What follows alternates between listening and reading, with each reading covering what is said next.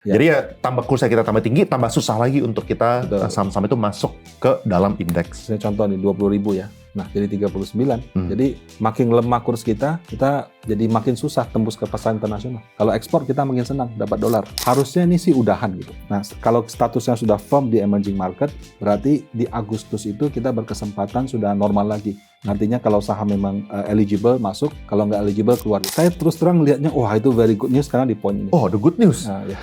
Akhirnya ada good news. Ada good news apa ini? Oke, sip. Bro Rudy, kita butuh good news banget nih. IHSG kita sekarang per hari ini direkord 6.400. Gila.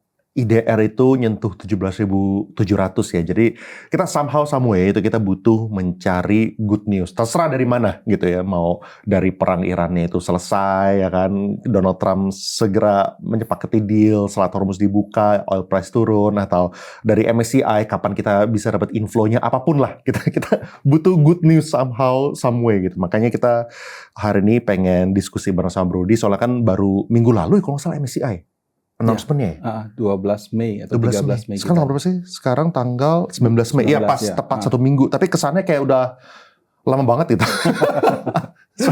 Setiap hari IDR-nya dipangkas, dipelemah. Jadi fokusnya di situ gitu. Makanya pengen tahu juga MSCI ini kan bakal ada rebalancing di akhir bulan Mei. Nah, apakah ini titik outflow terakhir kita? Ya kan? Dan gimana dengan kabarnya tentang FTSE juga, kapan ini bisa ada inflow-nya, ya kan? Soal penting banget, soalnya harapannya ini bisa menjadi pemantik gitu kan. Soalnya kan sekarang semuanya domino effect, yang ini jelek, kayak butuh turn around-nya gitu, need something gitu yang bisa turn around. Nah, jadi kita pengen diskusi aja, tapi sebelum kita mulai ya, pengen ini dulu share dulu dari segi bobot MSCI Indo ya. Itu dari tahun ke tahun kayak gimana sih kita trennya? Oh, oke. Jadi kebetulan saya dapat file MSCI yang emerging market. Oke, mungkin saya agak play sedikit ya di sini.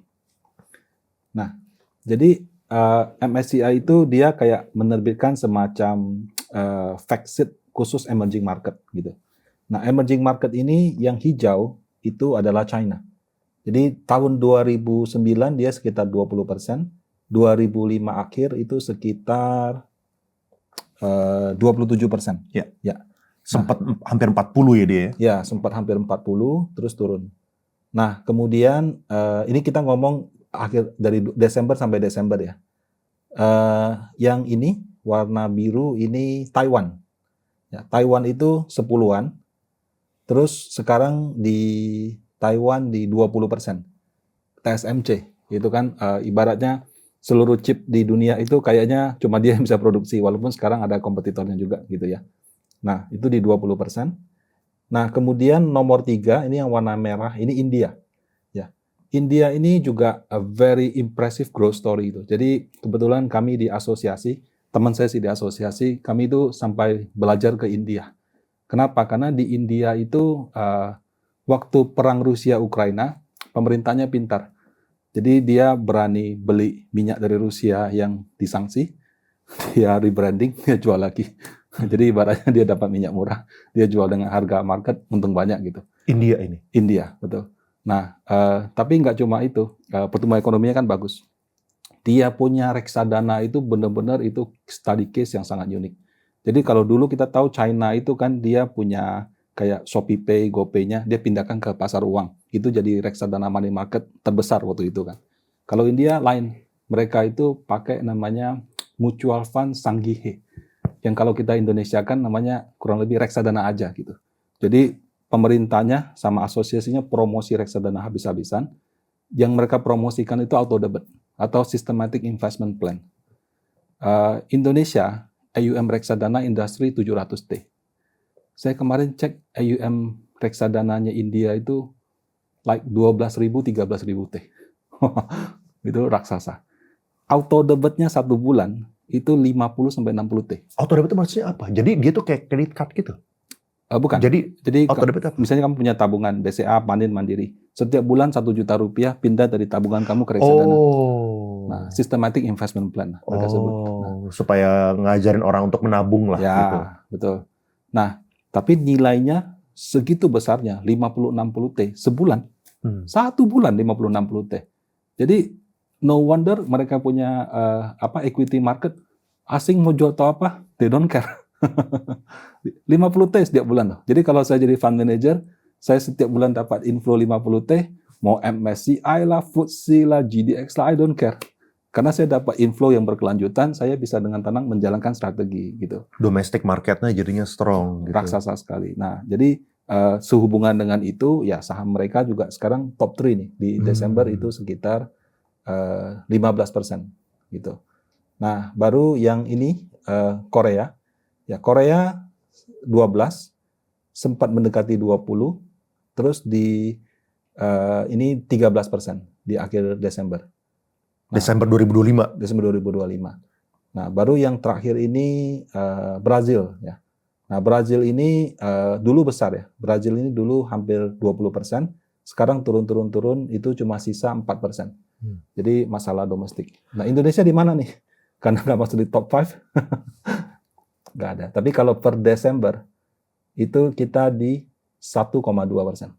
Iya. Ya, jadi kalau misalnya lihat di grafik, ya sekarang ya, ini cuma 0 soalnya. Ya kita mendekati 0 berarti gitu ya kira-kira ya. Makanya selalu others. Gitu. Others, Nah. iya. Sedih banget kita dimasukinnya sebagai others. Betul. Tapi Korea bukannya ini ya?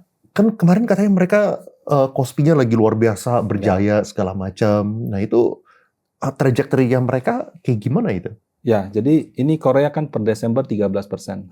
Cuma datanya cuma sampai Desember. Oke. Yang 2026-nya saya coba pakai data MSCI yang ETF-nya. Jadi saya ambil dari iShares. iShares ini basically reksadananya BlackRock yang invest ke emerging market berdasarkan list tadi. Nah, ini saya ambil bobotnya. Jadi contoh kan tadi Indonesia 1,2. Kalau berdasarkan iShares sekitar 1,15. Jadi memang kadang-kadang ada selisih tipis. Nah, tapi directionally correct gitu. Angkanya mungkin ada selisih, tapi directionnya kurang lebih lah harusnya gitu. Betul. Ya. Sebelum DSSA sama Brand dikeluarkan, di tanggal 7 Mei kita sudah 0,71. Oh, ini sebelum dikeluarkan? Ya. Jadi kalau dikeluarkan lagi, ya mungkin tinggal 0,5% kali. Mungkin enggak lah, mungkin 0,5 sampai 0,6 after that ya. Plus kan ada keluarkan aman, TPIA ya. Jadi kayaknya sih tinggal 0,5% atau bahkan kurang. Nah, kalau Korea itu yang luar biasa nih, 13% di akhir Desember, sekarang 20%. Jadi mereka itu dapat untung banyak lah dari AI. Samsung itu somehow bisa buat chip yang sangat membantu mereka punya kalau AI kan butuh istilahnya GPU sama istilah mereka high bandwidth memory ya, HBM gitu. Jadi mereka bisa bikin chip yang bisa mendukung itu.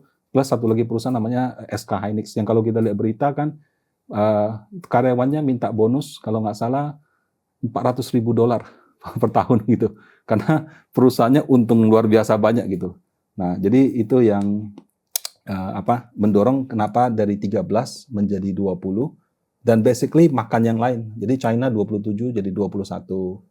Nah, kemudian tadi yang besar Taiwan. Nah, Taiwan 20 jadi 25. Jadi Taiwan sama Korea ini pusatnya AI di emerging market. Iya. Nah, sisanya diambil. Boleh share ini nggak sih ciri-ciri khasnya ya? Kan ini kan ada beberapa tren yang kalau misalnya kita lihat dari grafik yang sebelumnya dari tahun 2020 sampai tahun 2025 akhir atau yang sekarang ini kan ini yang lumayan recent. Trennya itu apa sih kayak supaya kita belajar ya supaya sama-sama tahu gitu. Apa yang mengakibatkan negara itu tuh bisa meningkatkan bobotnya kayak misalnya tadi Korea, lalu misalnya kayak Taiwan tadi ya. Dan apa yang mengakibatkan negara itu bobotnya lagi turun, kayak misalnya China atau Indonesia gitu. Ya, jadi bayangkan ini saham ya. Jadi Brazil ini saham, Chili ini saham, China ini saham gitu. Nah, saham ini dia dapat bobot sekian persen, itu basically rumusnya adalah harga sahamnya, dikali total lembar saham beredar, dikali free float. Tapi free floatnya versi MSCI ya, namanya FEF. Jadi free float-nya dia ada kelipatan, dia ada batasan asing dan lain-lain gitu. Nah, kemudian di kurs dolar kan. Jadi ada 4 komponen, harga saham, total lembar sahamnya, kemudian free float-nya, kemudian yang terakhir kurs dolarnya. Nah, kalau misalkan lembar saham kan nggak bisa diapa-apakan. jarang kan orang reissue terus kan, paling sesekali. Jadi anggap lembar saham kita keluarkan. Jadi harga saham, free float, sama kursnya. Nah, kalau sekarang tren AI kan, SK Hynix naik tinggi, Samsung naik tinggi, berarti harga sahamnya naik. Nah, kemudian yang kedua, dia punya FIF. Nah, kalau FIF itu atau free float, Indonesia kan nggak banyak berubah. Kalau kamu lihat BCA, yang Dwi Muria yang punya segitu-segitu aja. Nggak pernah dia jual kan. Kecuali kalau Pak Prayogo, dia sering jual cuan gitu kan, supaya free float naik. Tapi kalau di Indonesia, kita punya saham itu kebanyakan free float dari owner tuh dia keep, dia jarang kurangin gitu. Nah, kalau negara lain terus terang saya kurang tahu. Apakah mereka seperti Indo, pemegang sahamnya keep terus, atau seperti US. Kalau US itu senantiasa selalu ada saham baru. Jadi free float mereka harus di-adjust dari waktu ke waktu. Nah, jadi free float saya asumsikan nggak banyak berubah. Sama yang ketiga, kurs. Ya. Nah, kurs kalau misalnya kayak sekarang, awal tahun let's say 16.5. Sekarang 17.5.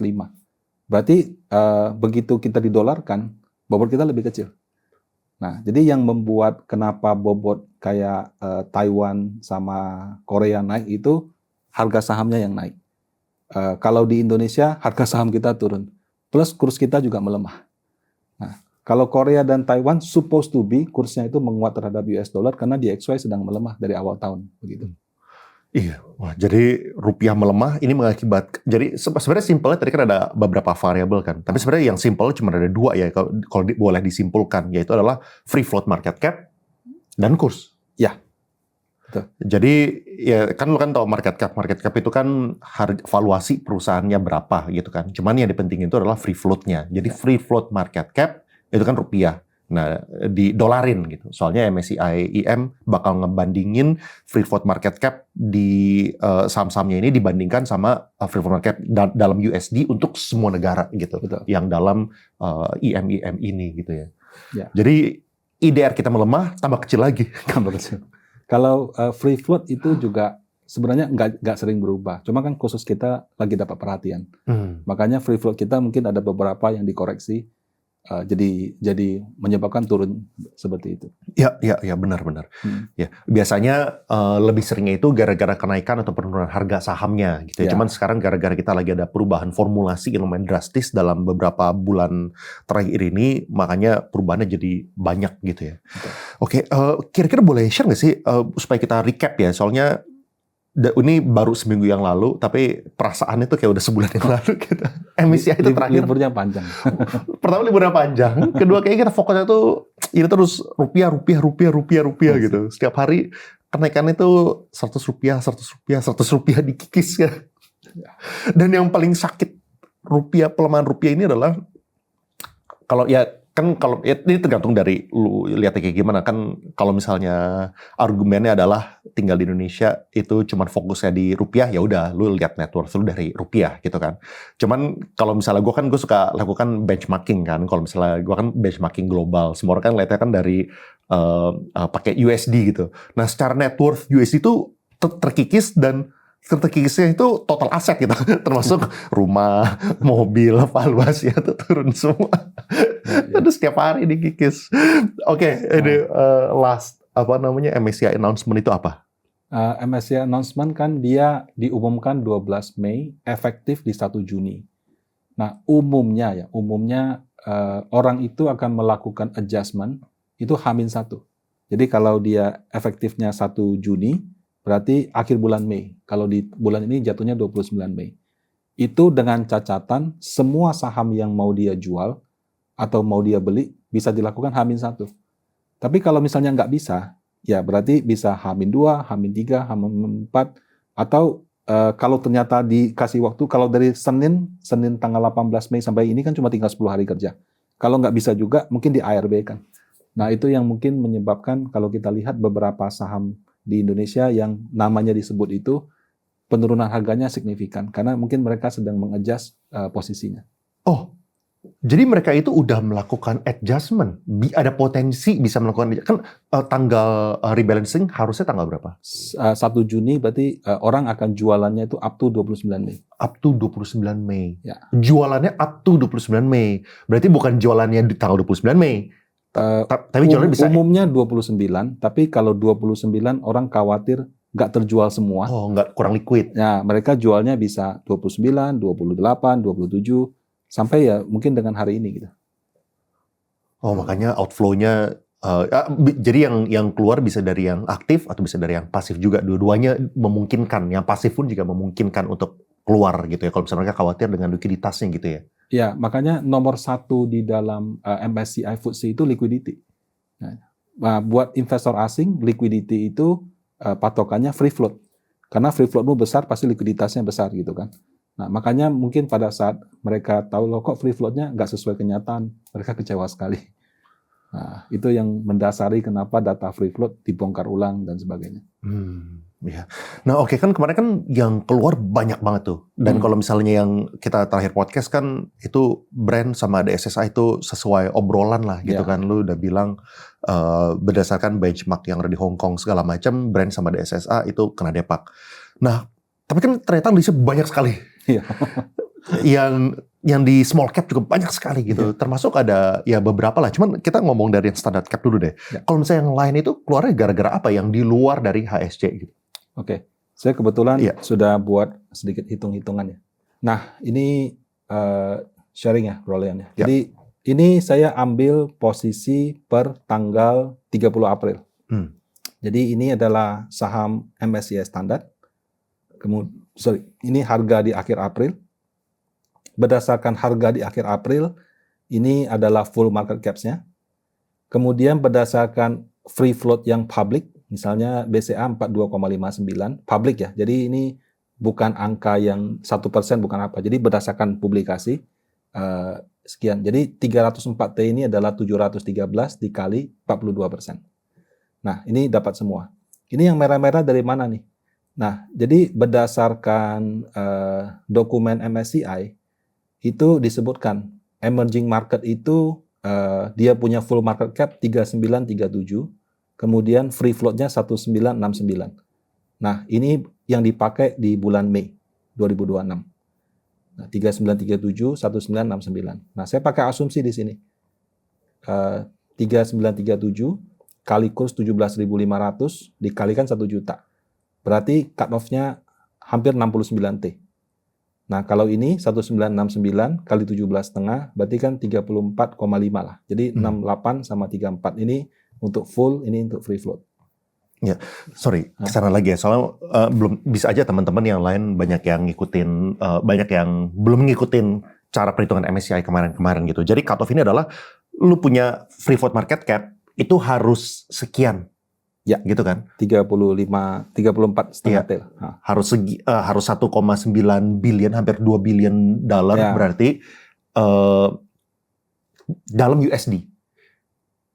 Artinya apa? Artinya kalau misal kursnya itu naik, makin besar lagi. Makin besar lagi. Artinya kalau misal free float market cap-nya lo itu nggak nyampe sekian, lo itu nggak masuk dalam consideration yang dalam standar indeksnya gitu. Jadi kira-kira kayak gitu ya. Jadi ya tambah kursnya kita tambah tinggi, tambah susah lagi untuk kita saham-saham itu masuk ke dalam indeks. Misalnya contoh nih 20.000 ya. Nah, jadi 39. Jadi makin lemah kurs kita jadi makin susah tembus ke pasar internasional. Kalau ekspor kita makin senang dapat dolar. Tapi kalau kita saham ibaratnya di ekspor nilainya makin rendah gitu. Iya. Oke. Nah, jadi yang merah ini itu adalah yang full market caps-nya ataupun free float market caps-nya di bawah standar. Oke. Nah, jadi pertama-tama ada brand sama ini kan brand. Ini kan pasti keluar karena HSC. DSSA juga keluar karena HSC. Jadi berapapun angkanya, it doesn't matter anymore gitu. Nah, kemudian ada cuan. Ya. Cuan ini dia punya free float di bawah standar, out. Kemudian ada Alfamart. Alfamart ini dua-duanya. Dia bukan out, tapi dia demote ke small cap. Nah, kemudian ada akibat itu ya free float market cap maupun market cap-nya ya. Betul. Berarti kombinasi antara harga turun dan juga USD yang IDR yang melemah gitu. Betul. Nah, mungkin saya kasih jadi yang merah dari atas dulu ya. Oke, kita lihat pertama. Aman ini dua-duanya enggak kok. Tapi kok bisa dikeluarkan kan? Makanya saya sempat cek nih, apa saya yang salah gitu ya. Jadi public punya free float itu adalah 18%. Oke. Nah, saya cek data 1%-nya.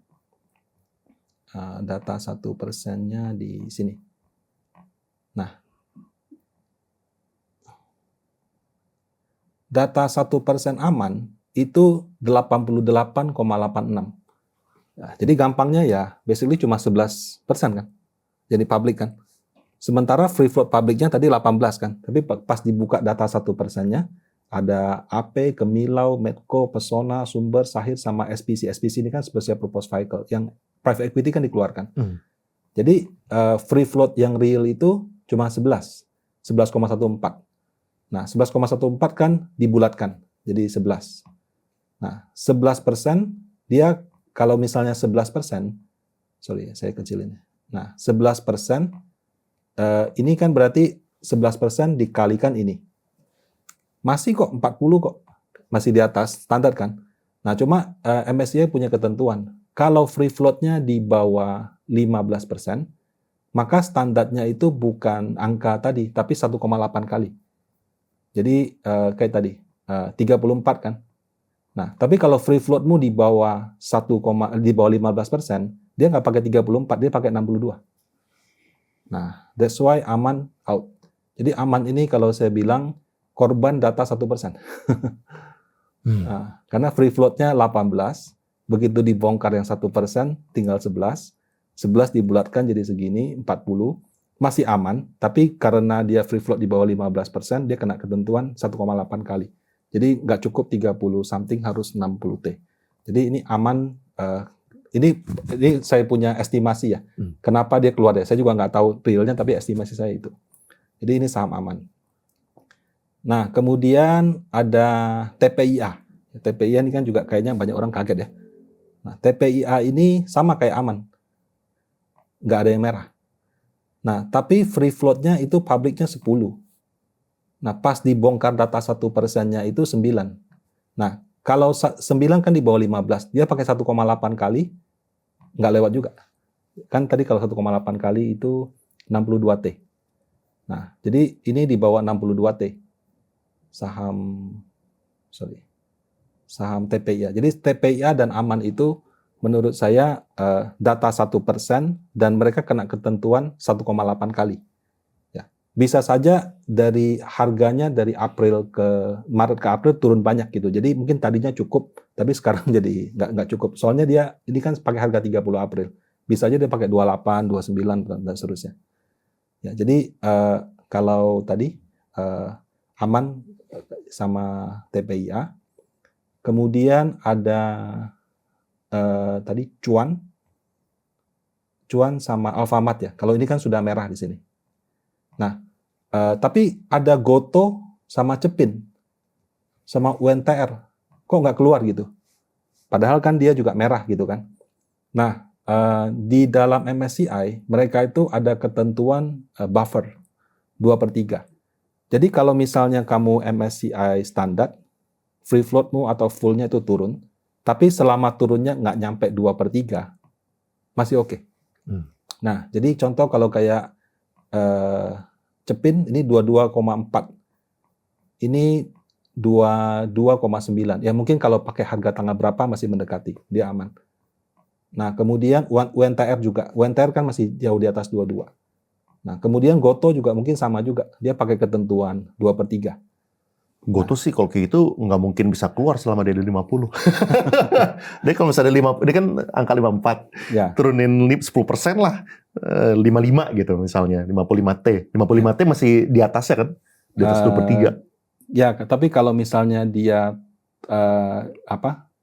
kalau dia sudah FCA yang di bawah 50, mungkin bisa. Tapi selama nggak FCA sih ya sudah. Iya. So tadi berapa yang kalau misalnya 2/3? 2/3 itu 45 T, masih jauh lah. Ya, tapi ini kan pakai harga sama kurs di bulan Mei. Nanti bulan Agustus angkanya update lagi. Kursnya juga kurs baru lagi. Itu yang kita tidak tahu. Itu. Ya, betul. Itu yang kita nggak tahu kayak gimana. 20.000 misalnya, wah itu jadi naik lagi kan. Goto bisa aja kena depak juga kalau kayak gitu. Betul. Iya, iya. Ya. Terus kalau misalnya dilihat dari ini, berarti yang paling surprising buat Bro Rudy itu apa? Yang saya surprise itu kenapa Goto sama Cepin nggak keluar? Karena kalau Goto sama Cepin itu kamu buka data 1%-nya, angka free float-nya turun drastis loh. Ini mungkin cuma tinggal 50. Kalau ini mungkin lebih rendah lagi. Jadi data 1%-nya menurut saya itu diterapkan secara selektif. Tidak semuanya dia bongkar data 1%. Gitu. Jadi masih ada beberapa variabel yang nggak dipublikasikan oleh index provider gitu kan. Kayak data 1% itu kita punya acuannya yang terbuka, tapi cara mereka mengelola datanya itu tuh ya itu yang kita nggak tahu gitu kan. Ya, karena di pengumuman tadi dia bilang mereka may use. Kalau dia bilang kita akan pakai di semua, clear, semuanya kita hitung. Dia kan cuma bilang may use, artinya yang dia pakai mungkin si A pakai, B nggak pakai. Nah, di sini saya lihat dia pakai di aman dan most likely juga pakai di TPIA. Tapi TPIA nggak pakai pun dia kena di 1,8 kali itu.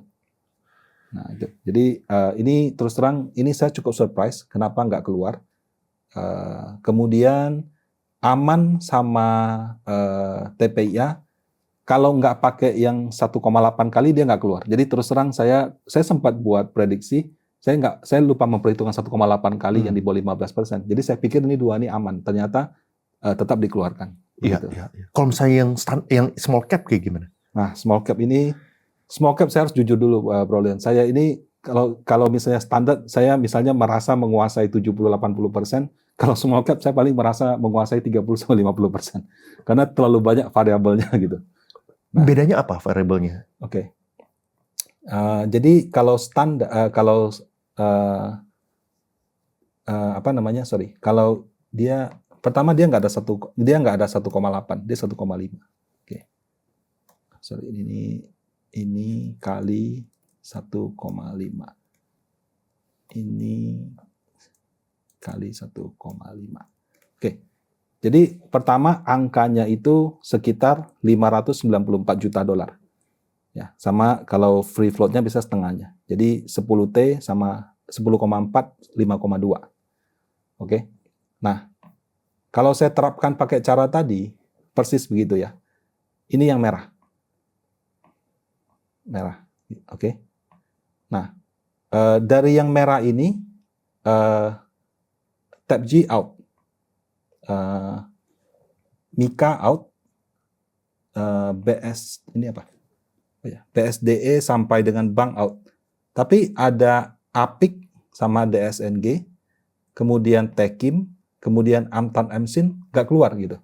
Maksudnya dia nggak merah kok, kenapa dikeluarkan? Nah, saya coba pelajarin kan, kalau Antam ada masalah 1% nggak? Nggak ada. Antam itu publiknya benar-benar publik gitu. Jadi kalau menurut saya Antam ini too big. Dia punya full sudah 88T. Free float-nya sudah 31, sebentar lagi sudah masuk standar gitu. Jadi dia itu terlalu besar untuk small cap. Tapi karena di freeze semua, jadi apes dikeluarkan. Kalau menurut saya, karena dia sudah terlalu besar nih. Kan standarnya itu 10 sama 5,2. Dia sudah 90 sama 31. Bahkan ini sudah memenuhi standar sama ini sudah sedikit lagi sudah masuk standar gitu. Iya. Nah, jadi ini dikeluarkan. Cuma kalau Antam dikeluarkan, kenapa Adi, Bumi, MDK enggak? That's why saya bilang kalau untuk small cap ini variabel yang saya nggak ketahui itu saya merasa masih nggak jelas. Karena kenapa cuma Antam? Kenapa Bumi? Kenapa ADI? Kenapa MDK enggak? Karena ini saham-saham yang kalau Bumi ini harusnya sudah promosi ke standar, nggak dikeluarkan tuh. Nah, jadi kemungkinan ada variabel mereka mau ada jumlah sahamnya yang nggak terlalu banyak turnovernya. Oke. Nah, kemudian MSIN. Nah, kalau MSIN ini saya bongkar data 1%-nya, ini cuma 85. Berarti kan sisanya 15 kan, less than 15 kan. Nah, kalau kita lihat nama-nama ini investment advisor kan boleh, tapi ini afiliasi kan, MNC Internasional, MNC Capital, MNC Sekuritas. Nah, itu dianggap afiliasi. Nah, berbeda sama standar, kalau small cap itu ada tulisan, ada aturannya. Free float di bawah 15% out. Jadi dia spesifik. Kalau free floatmu di bawah 15 out gitu. Nah, jadi kalau yang siapa? Sisa sedikit lagi tuh padahal. Ya, sisa sedikit. Dan kalau saya hitung 7T kan harusnya masih cukup gitu. Tapi kemungkinan kena di aturan di bawah 15% gitu. Nah, ini untuk MSIN. Nah, kalau untuk Techim ini kita lihat Techim ya. Nah, sama juga. Dia punya 1% itu 88. Berarti kan sisanya 11 something. Walaupun yang pihak-pihak ini kan kita nggak tahu nih afiliasi atau bukan gitu kan. Nah, jadi kalau 88 berarti kan sisanya 11, ya out juga begitu. Nah, kemudian tadi Antam sudah, kemudian Apik. Nah, kalau Apik ini nggak ada transaksi. Jadi pakai ATFR dia cuma 8%. ATFR itu basically transaksi dia selama 1 tahun dibagi sama market caps. Minimal 15% kalau nggak salah. Minimal 10 ya. Jadi volume transaksinya sangat sedikit. Jadi dia kena karena itu. Kemudian DSNG. DSNG itu kalau saya cek sebentar ya. DSNG 32. Ini Apik. Nah, DSNG ini kemungkinan juga kena free float. Dia 86%, dikuasai 1%, seperti itu kan. Nah, walaupun yang ini kita nggak tahu afiliasi atau bukan, kan nggak bisa kita keluarkan begitu aja. Tapi dugaan saya, karena kurang dari 15, ya kena di aturan itu. Nah, jadi ini untuk saham small cap yang dikeluarkan.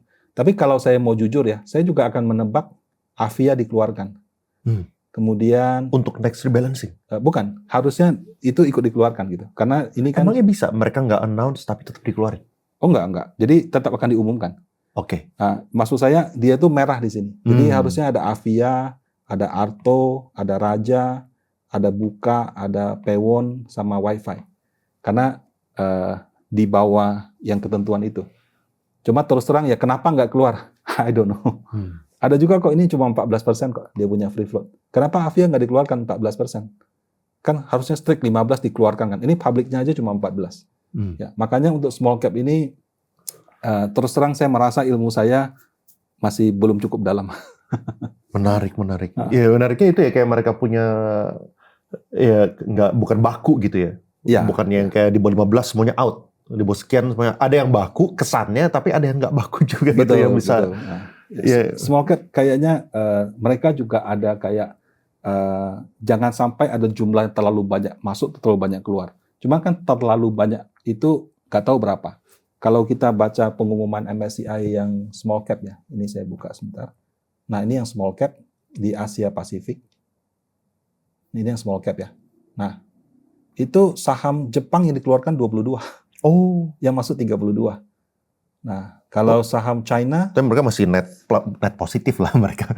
Masih plus 10 mereka. Ya, tapi India nih masuk 14 keluar 29. Nah, China keluar 19 masuk 11. Jadi sebetulnya turnover di small cap itu mungkin memang segitu banyak, tapi banyaknya itu I don't know. Nah, malah ini Korea masuk 26 keluar 1. Nah, itu. Nah, Indonesia aja yang masuk 1. 26 keluar 9 Korea. Sorry. 26 keluar 7. Oh, 7 sorry. Ya, 1 ini Thailand ya, maaf. Ya. Oh ya. Nah, kalau Indonesia masuk 1 karena Alfamart, terus 13-nya keluar gitu. Iya. Nah. Mungkin sebenarnya bisa aja ada penambahan sebenarnya. Ya. Tapi gara-gara kita di freeze ya, kan? Betul. Jadi pertanyaan yang paling penting kan itu kan, potensial penambahannya kapan gitu? When is the bottom gitu? Kapan sih mereka bakal kita bisa dapat info lagi? Soalnya kan seharusnya kalau misalnya rebalancing, ada yang masuk, ada yang keluar. Ya. Gitu kan. Kalau sekarang kan masuk di stop, keluar jalan. Betul. Gitu. Nah berarti kan kalau misalnya nanti bisa masuk lagi, ya harapannya itu bakal bawa harapan baru gitu. Timeline wise. Ya kalau anggap saja bulan Mei ini bersih-bersih total, berarti kesempatan kita berikutnya di Agustus. Karena dia kan plus 3 bulan. Februari, Mei, Agustus, November gitu. Nah, tapi kalau misal Agustus itu ya, apakah mereka udah bilang bahwa nanti di bulan Mei ini adalah your last freeze gitu misalnya. Agustus itu bakal ada potential inflow gitu. Apakah mereka ada specifically ngomong kayak gitu atau enggak? Kalau menurut saya sih ini cuma perkiraan ya. Harusnya ini sih udahan gitu. Jadi udahan. Jadi Juni nanti kan kita ditentukan kita tuh masih frontier atau bukan. Nah, Seharusnya harusnya tetap di emerging market karena sudah bersih-bersih begitu. Nah, kalau statusnya sudah firm di emerging market, berarti di Agustus itu kita berkesempatan sudah normal lagi. Artinya kalau saham memang eligible masuk, kalau nggak eligible keluar. Jadi nggak cuma masuknya kayak kamu bilang tadi, masuknya ditahan, keluarnya dijalankan gitu. ya semoga nafas kita jangan lama-lama lah. Maksimal semoga 3 bulan lagi gitu. Masa harus nunggu sampai November? Kalau nunggu sampai November, Waduh, enggak Agustus. iya. Kalau maksudnya ya semoga Agustus itu udah inflow. Iya. Masa harus nunggu sampai selanjutnya Satu kali lagi gitu. aduh, iya. Udahlah. Tapi kalau misalnya FTSE kayak gimana? Kayak dari segi tanggal rebalancing-nya? Nah, FTSE punya kan kemarin dipublikasikan, banyak yang sudah terjemahkan kan. Saya terus terang lihatnya, wah itu very good news karena di poin ini. Oh, ada good news. Ya. Akhirnya ada good news. Ada good news apa ini? Ini kan pengumuman FTSE yang dikutip media massa gitu kan. Nah, menurut saya yang super good news-nya adalah ini. Tuh. Jadi June implementation update. Di update Juni ini ya, FTSE akan melakukan perubahan klasifikasi. Oke lah, ini cuma mungkin sektoral. Quarterly shares updated ini kalau misalnya ada kenaikan saham, tapi kalau lebih dari 1% itu biasanya ada ketentuannya. Jadi number of shares-nya. Nah, kalau ini misalnya contoh, ini sama kayak MSCI sih. Misalnya Pak Prayogo jual saham cuan. Itu kan free float-nya naik. Itu nggak dihitung. Tapi kalau dia buyback sahamnya, sehingga jadi saham treasury, itu dihitung. Jadi kalau free float-nya naik, itu nggak dihitung, tapi turun dihitung. Nah, itu maksudnya yang poin 3. Ini sama kayak MSCI. Jadi quarterly free float decrease. Jadi dia cuma hitung kalau turun, kalau naik dia nggak hitung. Nah, itu berlaku untuk semua saham? Ya, jadi MSCI sama FTSE itu mereka kompak kok. Jadi semua kenaikan lembar saham karena misalnya owner jual saham itu nggak dihitung. Sudah sejak Februari. Oh, gitu. Tapi apakah itu normal berlaku buat semua? Semua. Maksudnya semua negara juga? Oh enggak, cuma Indonesia.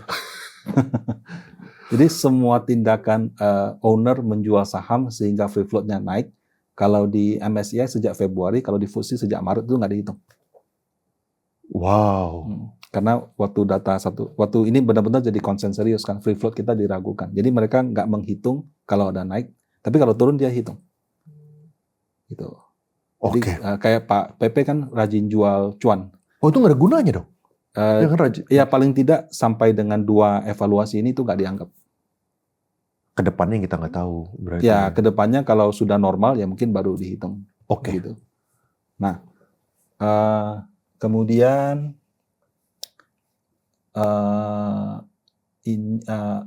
exclusion list gitu ya. Nah exclusion list ini artinya kalau misalnya tadi dia saham syariah, terus nggak syariah, itu dikeluarkan.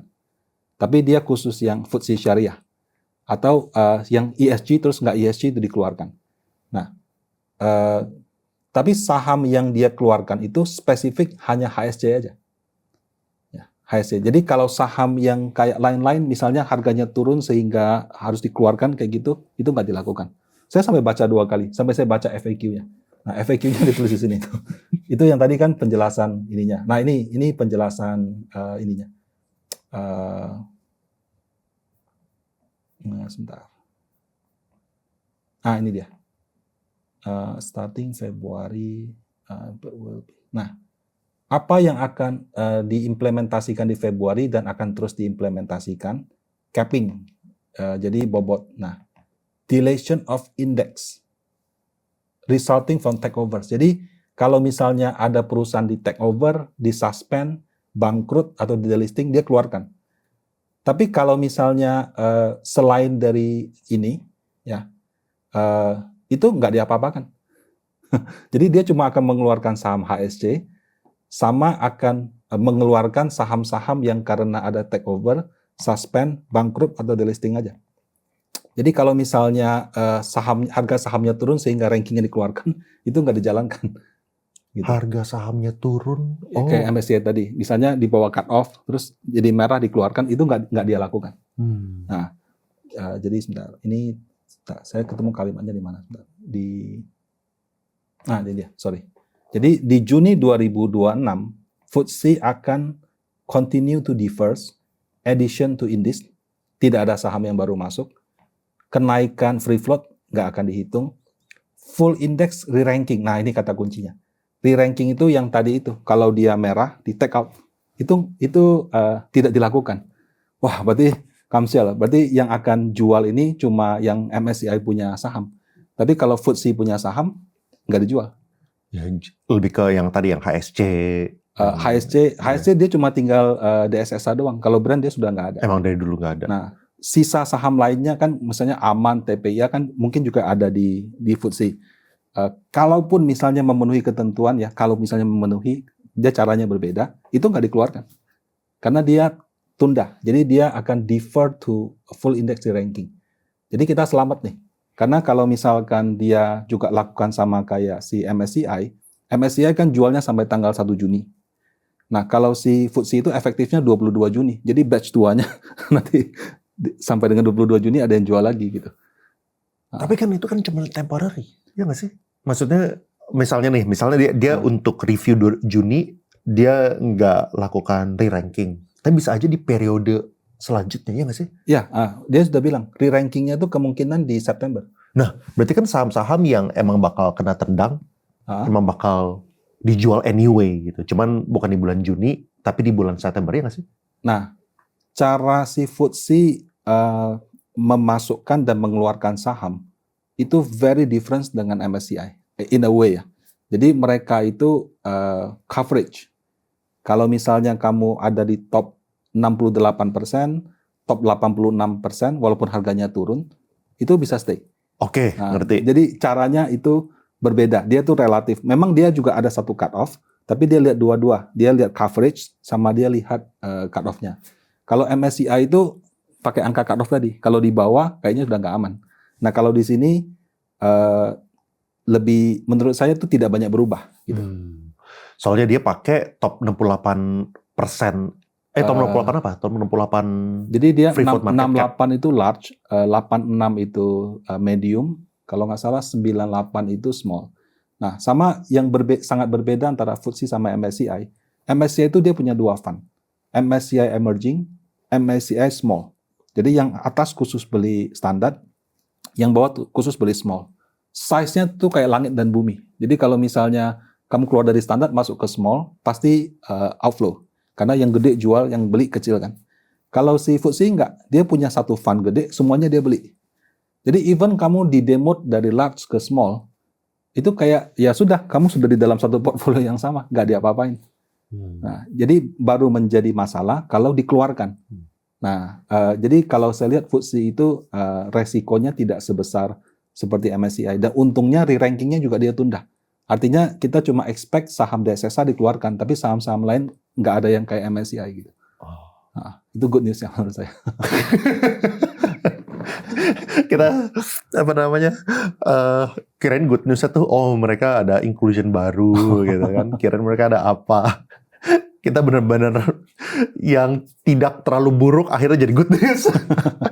At least tidak double hit lah. Karena kalau dia re-ranking artinya ada saham kemungkinan keluar dari MSCI dan kemudian tanggal 22 Juni keluar dari FTSE. Berarti gelombangnya 2 kali. Ini gelombangnya sudah di stop di sampai 29 Mei ini aja. Ya. Hopefully Juni bisa ya pakai teori-teori harapan. Teori-teori harapan, Juni sideways ya kan, Agustus to the moon, 29.000 IHSG ya kan. Soalnya kan Agustus sudah mulai di kita hopefully kita udah bisa mulai consider lagi untuk saham-saham yang mau masuk ke standar maupun yang small cap gitu. Sorry bro, kalau mungkin boleh saya tambahkan good news-nya ya. Mungkin bukan good news lah. Jadi ini lebih ke harapan gitu ya. Saat ini bisnis itu jujur mungkin nggak semua orang, tapi sebagian besar mungkin merasa agak sulit. Ya, jadi yang ada orang-orang itu menahan ekspansi. Cash-nya banyak. Ada yang dibagikan sebagai dividen, ada yang di-keep di dana perusahaan.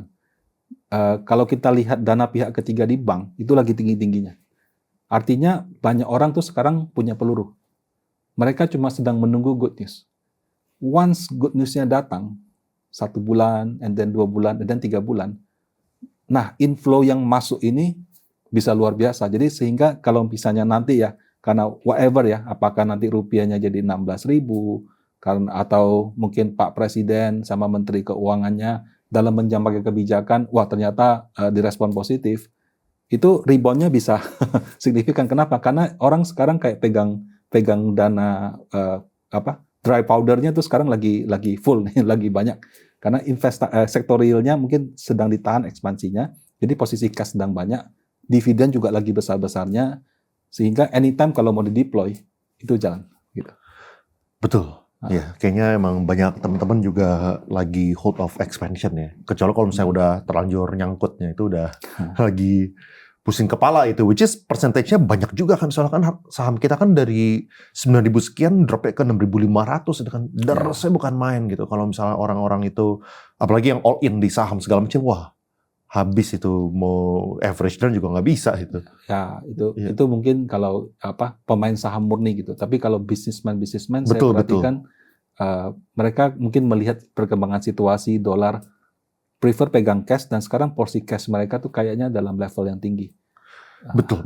Anytime ada good news masuk, cuma good newsnya yang kita harapkan kapan datangnya. Iya, dari manapun gitu ya, dari mana. Cuman mulai domino effect itu, dan kalau bisa domino effect itu, hopefully bisa disambut dengan domino effect yang lain. Nah, harapannya bisa recover. Terus ada satu berita lagi yang ini nih kemarin, yang lagi heboh di ngomongin di mana-mana, which is 2 ya, Vietnam itu masuk ke emerging market, dan juga Korea yang diharapkan atau ya omongannya lah, rumornya itu adalah mau naik keluar dari IM gitu misalnya. Ya. Nah itu dampak ke Indonesia kayak gimana? Satu-satu deh, Vietnam dulu. Jadi pertama mungkin prosedur dulu. Oke. Prosedur suatu negara dipromosikan. Misalnya kalau di MSCI itu dia empat standar ini. Paling kecil itu stand alone. Jadi nggak digabung sama negara lain, stand alone. Yang kedua frontier, yang ketiga emerging, yang keempat develop. Nah, historical wise, ada negara yang pernah diturunkan nih. Contoh Argentina, kan bangkrut. Jadi dari emerging jatuh ke standalone. Pernah juga Arab Saudi, dia punya Aramco, Saudi Aramco IPO kan, waktu itu kan terbesar segala macam. Dia dipromot masuk ke emerging market. Nah, prosedur daripada mereka masuk atau keluar itu satu adalah di bulan Juni. MSCI mengumumkan review negara. Yang dia review itu nggak cuma size-nya tadi, dia juga review misalnya kalau saya transaksi saham di Indonesia keluar masuk kapitalnya di-restrict Kak. Kalau di-restrict, udah nggak bisa. Argentina kenapa dikeluarkan? Karena waktu bangkrut dia restrict semua transaksi ke luar negeri. Jadi itu langsung bikin di-downgrade immediately gitu. Nah kemudian dia punya short selling ada nggak? Dia punya sistem transaksinya, akuntansinya, pokoknya di-review semuanya. Nah, in case di-promote, ya, contoh dipromot langsung ya, kayak Saudi Arabia dipromot, apakah dia langsung masuk EM? Enggak, nunggu setahun lagi. Oh. Jadi status negaranya dipromosi nih dari misalnya standalone dari frontier ke emerging. Nah, ketika dia dipromot, itu si MSCI kasih waktu ke broker-broker. Coba kamu kontak Saudi Arabia. Kalau investor asing mau beli sahamnya gimana? Buka rekeningnya bagaimana? Kalau orang mau beli bagaimana? Nah, prosesnya itu bisa, menurut saya ya, bisa 6 bulan, bisa 1 tahun. Jadi broker-brokernya akan coba cari akses dulu. Kalau misalnya dari BlackRock mau beli, dari Indonesia mau beli, itu bagaimana settlement-nya seperti apa. Nah, sehingga kalau di Juni dia dipromosi, kemungkinan itu dia baru bisa masuk di evaluasi besar. Evaluasi besarnya MSCI itu yang bulan Mei sama November. Jadi di Mei tahun depan. Nah, jadi even Vietnam nih misalnya, dinyatakan promosi ke emerging market di bulan Juni ini. Dia tetap akan, menurut saya paling cepat sahamnya masuk itu di Mei tahun depan. Ya. Mungkin kalau lebih cepat, mungkin bisa aja di Februari, bisa aja di November, tapi kemungkinan dia tuh baru bisa masuk di evaluasi besar. Evaluasi besar tuh Mei November. Ya, bisa juga kalau brokernya cepat, ya sudah November langsung masuk. Tapi kalau brokernya lambat, ya 2 kali. Nah, kalau kayak Saudi Arabia kemarin dibagi 2 kali. Setengahnya masuk dulu, baru setengahnya lagi tahun depan. Karena Saudi Aramco-nya terlalu besar, gitu. Nah, jadi prosedurnya ya. Jadi Vietnam masuk, kemudian tidak serta-merta langsung ngambil jatah kita. Karena sahamnya baru dibeli next major review, yaitu November atau Mei tahun depan. Nah, kemudian yang kedua dari sisi hitung-hitungan. Nah, ini. Jadi per April, MSCI Emerging itu 1.204 saham. Dia punya free float market cap 11,6 T. Nah, Vietnam itu 63,9, Indonesia itu 84. Jadi gampangnya ya, 11,6 ini sudah termasuk 84. Kalau nanti ada Vietnam masuk, berarti 11,6 ini tambah 63. Nah, terus berapa bobotnya Indonesia? Berarti 84 dibagi 11,6 tambah 63 ini. Gitu. Nggak banyak sih, kayaknya kecil banget deh. Kita coba saya hitung cepat aja ya. Nah, jadi misalnya Vietnam masuk, ya Korea masih stay gitu ya.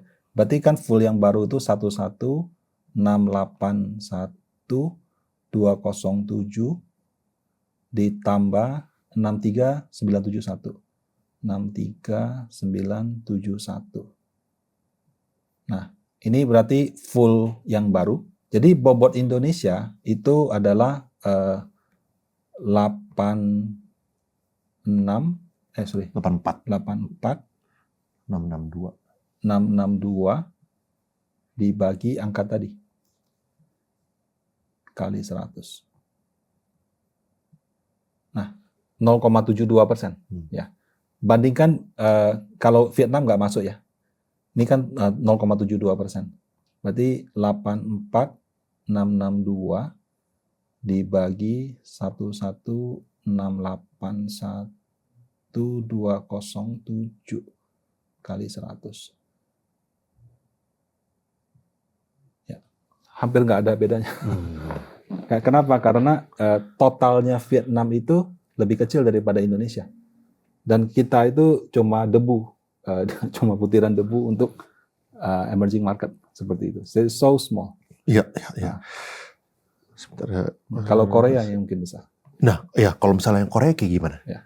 Kalau Korea, nah Korea ini raksasa nih. Karena kan dia sudah 20-an% gitu kan. Nah, kalau misalnya Korea itu kan kita doain cepat-cepat masuk ke masuk ke develop market. Kenapa? Karena begini. Sekarang kan Indonesia 0,72% gitu kan. Nah, kalau Korea keluar berarti kan 11,681,207 dikurangi Korea ini 21,83,790. Nah, dapat ini di hold ya. Iya, pakai 2 tangan. Nah, itu tuh. Oh, oke. Ya. Nah, jadi bobot Indonesia yang baru itu adalah 84,662 dibagi kali 100. Nah, dari 0,72% jadi 0,89%. Itu peningkatannya signifikan karena memang cuma 0, ya. Tapi secara persentase 72 ke 89 itu naik 20%. Ibarat dia punya BCA 1T, sekarang 1,2 T. Iya. Nah, itu very big. Gitu. Benar. Iya, kita doain Korea supaya cepat-cepat cepat minggir. Ya, jadi harapan kita ada 2 itu tuh. Kalau misalnya kita ngomongin indeks ya, pertama itu dari FTSE yang tadi ada good news-nya di situ ya kan, bahwa kita nggak kena penjualan 2 kali, re-ranking 2 kali gitu ya. Terus yang kedua adalah Korea ini nih, tapi tadi ya makan waktu ya, bukan berarti announcement sekarang. Itu udah announce, udah fix belum sih Korea sama Vietnam? Kalau Korea bilang mau promo tuh udah lama. Orang Koreanya juga merasa dia develop market kan. Tapi ya belum. Tapi ya mungkin ada bagusnya juga sih. Karena orang masuk emerging market itu karena ada cerita China, Korea, Taiwan. Kalau Koreanya take out, mungkin minat orang untuk masuk emerging market itu jadi berkurang. Belum tentu dia mau masuk lagi kan, karena Koreanya kok nggak ada. Nah, sekarang pusat AI Asia itu Korea sama Taiwan. Nah, Koreanya kamu take out, ya udah saya mending beli aja develop market. Takutnya gitu. Bener-bener ya. Soalnya tadi kan ini yang persentase yang dikasih sama Bro Rudy ini adalah persentase, tapi harus dikalikan sama duitnya. Iya. Duitnya naik atau turun atau sama gitu. Ini kan tadi kita bilang bagus dengan asumsi duitnya sama gitu kan. Ya. Tapi mungkin kita boleh ini kali kayak end this conversation dengan outflow-nya ya, kayak supaya kita teman-teman dapat konteks gitu. Kayak outflow dari rebalancing di bulan akhir Mei ini tuh berapa sih? Yang kita harapkan ini adalah outflow besar terakhir gitu ya, yang kita harapkan gitu ya. Baik. Jadi waktu MSCI baru umumkan, itu ada banyak research, ya, terutama yang broker asing. Kenapa broker asing kasih research itu? Karena most likely kalau si ETF ini jual, mereka pasang ordernya sama mereka. Jadi sama broker-broker asing. Waktu mereka kasih angkanya, kita lihat, wah gede sekali. Ada yang bilang 1,7 billion, ada yang bilang 3,4 billion. 1,7 billion itu berarti 30 T. 3 billion itu kan sudah 50 T something. Apakah sampai sebesar itu gitu? Hopefully not gitu ya. Nah, saya coba hitung ya. Jadi pertama-tama saya kasih data dulu. Jadi ini adalah ETF yang punya saham MSCI di April. Jadi contoh brand itu ETF punya 371 juta lembar. Yang kalau kita kalikan harga akhir April itu adalah 1,6 T gitu. Nah, kan brand cuma ada di MSCI, dia nggak ada di FTSE. Jadi kalau misalnya brand dikeluarkan dari ETF, saya assume ya, tidak semua ETF itu keluar semua, jadi 80%. Jadi 1,6 T, 80%, 1,3 T. Nah, si brand ini transaksi harian rata-rata 107 M. Jadi kalau misalnya saya bagi, itu 12 hari gitu. Jadi kira-kira kalau misalnya 1,3 T mau exit dari brand itu butuh 13 hari kerja. Nah, kan MSCI itu deadline-nya 29 Mei. Bagaimana caranya supaya orang bisa exit 1,3 T sebelum 29 Mei? ARB. Ya, jadi kalau ditanya bisa ARB nggak? Ya kenapa saham bisa ARB? Karena yang mau exit segini, transaksi hariannya segini. Tapi ini dengan harga April ya. Kalau harga Mei kan mungkin lebih rendah lagi. Nah, jadi ini sekitar 1,8 T. DSSA ini dia anggota daripada FTSE, juga anggota daripada anggota daripada si MSCI gitu. Jadi dia keluarkan kenapa 50%? Karena 50-nya nanti tanggal 21 Juni. Kan si deadline-nya itu 1 Juni, satu lagi 22 Juni. Jadi ini setengahnya keluarnya nanti gitu. Nah, sisanya ini menurut saya itu sudah cuma MSCI doang karena FTSE dia nggak dari ranking kan. Nah, saya ada yang 50, ada yang 30. Kenapa 30 aman? Karena aman ini dia anggota MSCI, anggota FTSE, sekaligus anggota GDX. GDX kan nggak ngapa-ngapain. FTSE sudah bilang saya nggak ngapa-ngapain. Saya akan tunda sampai September. Berarti cuma si MSCI yang jualan 30%. Nah, dia angkanya 2T. Nah, saya jumlahkan semua, itu kira-kira 8,3 T. Ini outflow dari ETF top. Ya. Apakah active fund akan jual juga? Nah, kalau yang tadi ETF, kalau ini active fund. Active fund ini saya pakai asumsi lebih konservatif, cuma 2% sama 5%. Karena kan kalau saya active fund, saya beli saham, misalnya saya beli saham Amtam, karena gold kan. Saya beli aman karena gold kan. Mau dia anggota MSCI atau bukan, tidak terlalu penting. Jadi cuma 5% begitu. Nah, kalau yang ini sekitar 2,1. Jadi 2,1 ditambah 8,3, 10,5 T. Jadi ekspektasi saya sih mudah-mudahan ya, jangan gede kayak yang dibuat prediksi sekuritas asing yang nilainya 30-50 T. Mudah-mudahan di sekitar 10 T aja. Oh, kalau misalnya yang sekuritas asing bilang sampai 30 T. Ya, jadi mereka prediksi antara 1,7 billion sampai 3,4 billion. Saya baca dari beberapa sekuritas. Mungkin itu juga, nggak tahu deh apakah gara-gara mereka mengeluarkan research-nya itu dari misalnya 2 minggu lalu, 3 minggu lalu yang mereka research sebelum harga terkoreksi. Kalau misalnya baru ini kan baru mengkalkulasi ini mungkin berdasarkan harga yang hari ini gitu mungkin kan. Tapi itu juga tetap aja sih sampai 3 kali lipat. Ya, ini harga saya malah harga akhir April. Mereka keluarkan research-nya itu 1 hari setelah diumumkan. Nah, jadi harganya sudah pasti. Ini kan harga akhir April. Kalau dengan harga sekarang, let's say turun 20%, tinggal 8T gitu. Nah, jadi kalau misalnya saya lihat seperti ini ya, kemungkinan ya, yang jual nggak cuma ETF sama mutual fund. Jangan-jangan ada kategori yang lain jual. Atau yang kedua, mereka yang actually dapat ordernya, jadi dia tahu siapa mau jual berapa. Kan brokernya ordernya sama mereka gitu. Tapi ya mudah-mudahan mereka cuma kasih estimasi yang terbesar aja. Tapi actualnya mungkin tidak sebesar itu. Gitu sih. Ya, kita harapkan yang terbaik ya ini buat index provider dan juga buat negara kita ini. So negara kita ini, waduh ya kayak gitu, rupiah kayak gitu. Semoga ini bisa menjadi the worst to come dan kita recover setelah itu. Semoga ya, kita nggak ada yang tahu, cuma bisa berharap. Ayolah Pak Prabowo, ayolah Pak Purbaya kerja dengan keras. Semoga bisa mendapatkan masukan semua ini. Thank you banget Bro di atas waktunya. Thank you.